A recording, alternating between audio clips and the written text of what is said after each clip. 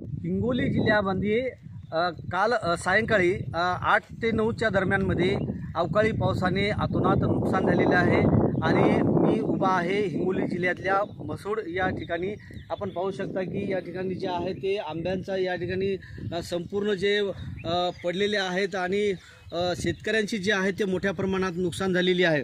आंबा असेल अनेक पिकांची देखील मोठ्या प्रमाणात नुकसान झालेली आहे।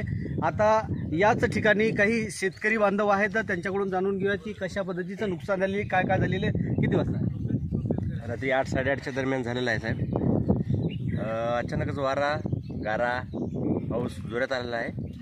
ढोरा म्हशी समजे शेतामध्ये होते आणि त्यांच्या पाठीला चोंदा पण आल्या गारांच्या गारीच्या।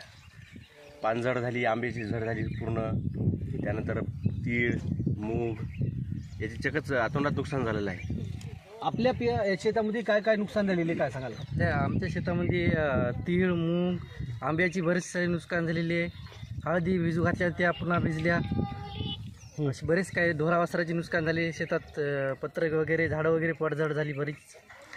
आपण पाहिलं की या ठिकाणी अनेक शेतकऱ्यांचे जे आहे ते मोठे नुकसान देखील झालेले आहे। तर दुसरे शेतकरी आहेत ते दादा आपल्या शेतामध्ये काय काय नुकसान झालेले काय सांगाल? मुगाचं, तिळाचं, भुईमूग, आंबा गारपिटीनं अतोनात नुकसान झालेलं आहे।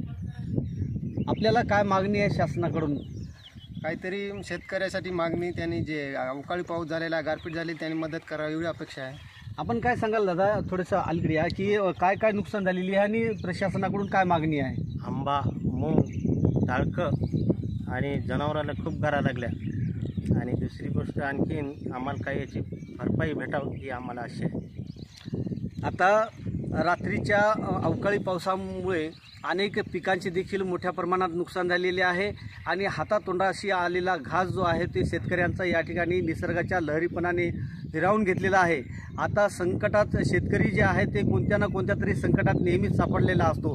आता या नुकसान भरपाई झालेली जी आहे ते प्रशासन यांना देणार का नाही आणि पंचनामा कधी होणार आणि शेतकऱ्यांची नुकसान भरपाई मिळेल की नाही हे देखील पाहणं तितकंच गरजेचं आहे। श्रीधर वाळवंटे, जय महाराष्ट्र न्यूज, हिंगोली।